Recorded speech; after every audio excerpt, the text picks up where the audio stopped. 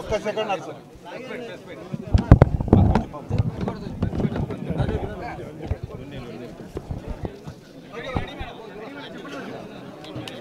Okay silence please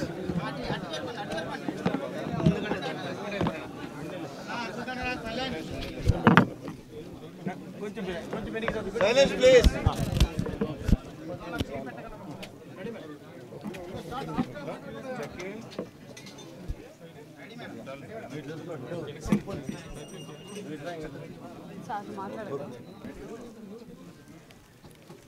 అందరికీ నమస్కారం. జనాభా లెక్కల్లో 50% కలిగిన బీసీలకు అదేవిధంగా ఈరోజు బీసీ కులానికి సంబంధించిన ఒక మహిళకు చంద్రబాబు నాయుడు గారు BC welfare and EWS and textiles and handlooms మినిస్టర్గా నన్ను నియమించారు. వారికి మాన్య చంద్రబాబు నాయుడు గారికి ప్రత్యేకతమైన బీసీలందరి తరఫున కూడా ధన్యవాదాలు తెలియజేస్తున్నాం. ఎందుకంటే రాష్ట్రంలో 50% బీసీలు, అదేవిధంగా బ్యాక్వర్డ్ క్యాస్ట్ 25%, మొత్తంగా చూస్తే 75% జనాభా కలిగిన అందరికీ సేవ చేసే పదవి నాకు ఇచ్చారంటే నిజంగా అది తెలుగుదేశం పార్టీకి చెందుతుందని కూడా తెలియజేస్తున్నాం. ఎందుకంటే బీసీల పునాదుల నుంచి పుట్టిన పార్టీ తెలుగుదేశం పార్టీ. అన్న ఎన్టీఆర్ గారు పార్టీ పెట్టినప్పుడు బీసీలు బడుగు బలహీన వర్గాలు అందరూ బాగుండాలని ఉద్దేశంతోనే, గొప్ప సంకల్పంతోనే అన్న నందమూరి తారక రామారావు గారు తెలుగుదేశం పార్టీ పెట్టిన తర్వాతే బడుగు బలహీన వర్గాలు అన్ని రంగాల్లోనూ ఈరోజు ఉన్నారు అంటే అది మన పార్టీ తెలుగుదేశం అధినేత మన నిర్మాత నందమూరి తారక రామారావు గారికే చెందుతుందని తెలియజేస్తున్నాం. గతంలో కూడా రాష్ట్రం విడిపోయి 16 లక్షల అప్పుల్లో ఉన్నప్పుడు కూడా కూర్చోవడానికి కుర్చీ కూడా లేని పరిస్థితిలో కూడా చంద్రబాబు నాయుడు గారు తొలి ముఖ్యమంత్రి అయినప్పుడు కూడా బీసీలకు పెద్దపీట వేసిన పార్టీ మన తెలుగుదేశం పార్టీ. అది చంద్రబాబు నాయుడు గారని చెప్పాలి. ఎందుకంటే గతంలో ఒక పక్క రాష్ట్రం విడిపోయినా, అప్పుల్లో ఉన్న రాష్ట్రాన్ని అన్ని రంగాల్ని ముందుకు తీసుకుపోవాలని విజనరీ లీడర్ మన చంద్రబాబు నాయుడు గారు బీసీలకు పెద్దపీట వేస్తున్నారు. అదేవిధంగా 14 నుంచి 19లో చేసిన అభివృద్ధి కనిపిస్తుందే తప్ప 19 నుంచి 24లో చేసిన అభివృద్ధి శూన్యం. బీసీల ద్రోహి ఎవరంటే జగన్మోహన్ రెడ్డి గారని చెప్పాలి. 2019లో ఒక్క అవకాశం అని చెప్పి బడుగు బలహీన వర్గాల జీవితాలతో ఆడుకున్న పార్టీ ఏదంటే వైసీపీ పార్టీ అని చెప్పాలి. గతంలో ఇప్పుడు 2014లో రాష్ట్రం విడిపోయినప్పుడు బీసీ రెసిడెన్షియల్ స్కూల్స్ 32 మాత్రమే ఉండేటివి. చంద్రబాబు నాయుడు గారు నవ్యాంధ్ర తొలి ఆంధ్రప్రదేశ్కి ముఖ్యమంత్రి అయినాక 72 కాలేజీలు ఎక్కువగా అంటే మరీ తెచ్చారు. అంటే 106 కాలేజీలకు పెంచిన ఘనత తెలుగుదేశం పార్టీది. అదేవిధంగా బీసీ కార్పొరేషన్లు కావచ్చు, బీసీ కమిషన్ కావచ్చు, బీసీలకు అన్ని రంగాల్లోనూ అన్ని విధాలుగా చేదోడు వాదోడుగా ఉండి బీసీలను అభివృద్ధి బాటలో తీసుకుపోయిన నాయకులు చంద్రబాబు నాయుడు గారు, తెలుగుదేశం పార్టీ.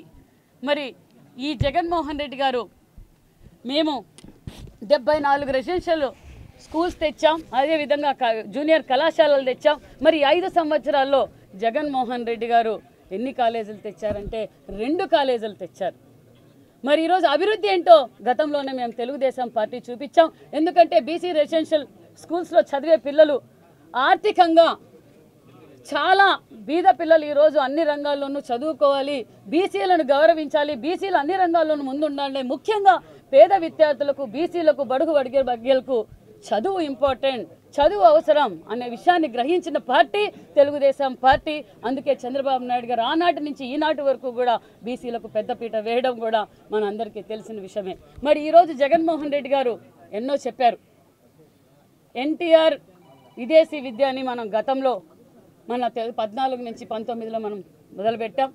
సుమారుగా 2173 మందికి మన విదేశీ విద్య అవకాశం కల్పించాం.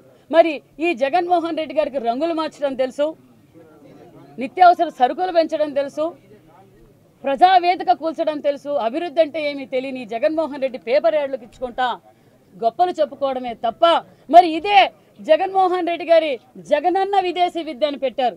మరి ఎంతమందికి చూపించారు, ఎంతమందిని విదేశీ విద్య చదివించారంటే 89 మందికి విదేశీ విద్య. మనం 2173 మందికి విదేశీ విద్య. అంటే బీసీలు అన్ని రంగాల్లోనూ ఉండాలి, విదేశీ విద్యలు కూడా చదువుకొని వాళ్ళందరూ బాగుపడాలనేదే మన తెలుగుదేశం పార్టీ సంకల్పం.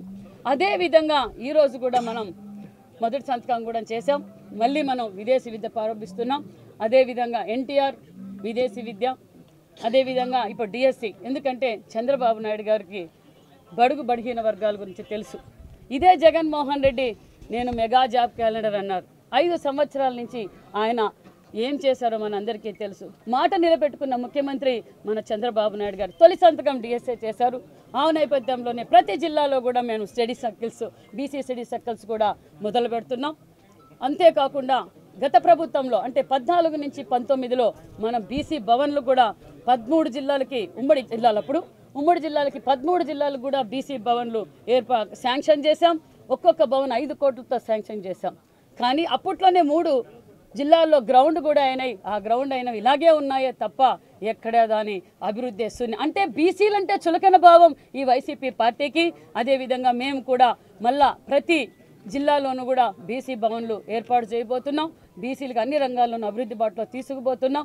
బీసీ కమిషన్ మా నారా లోకేష్ బాబు గారు కూడా పాదయాత్రలో ఈ 5 సంవత్సరాలుగా ప్రజలు ఏమి ఇబ్బంది పడుతున్నారు, బీసీలు ఏ విధంగా ఇబ్బంది పడుతున్నారు అన్నీ తెలుసుకొని బీసీ కమిషన్ కూడా మనం ఏర్పాటు చేయబోతున్నాం.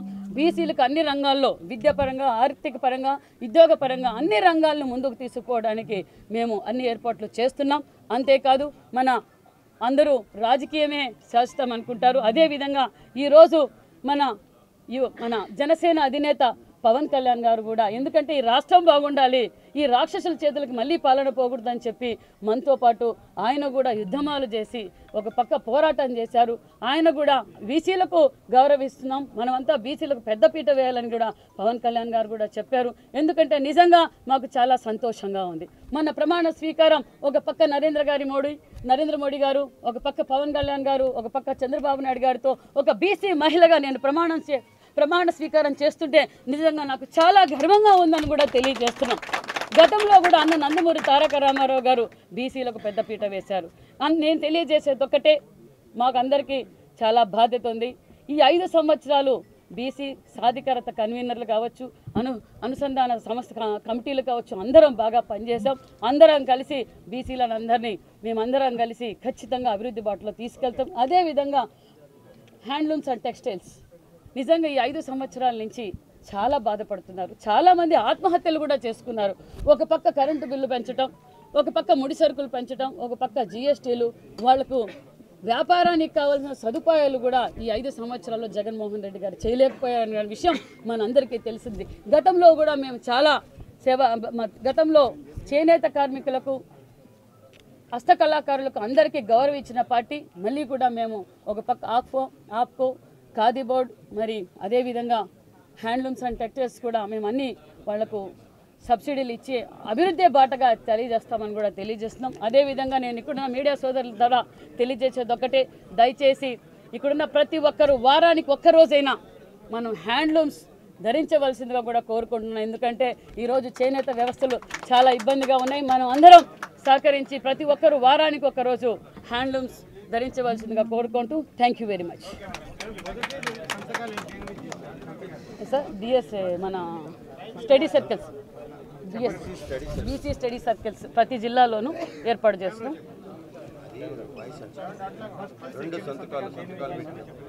మొదటి సంతకం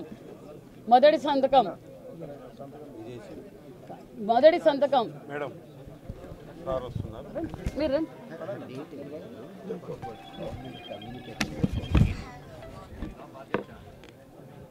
డేట్ ఎంత? 20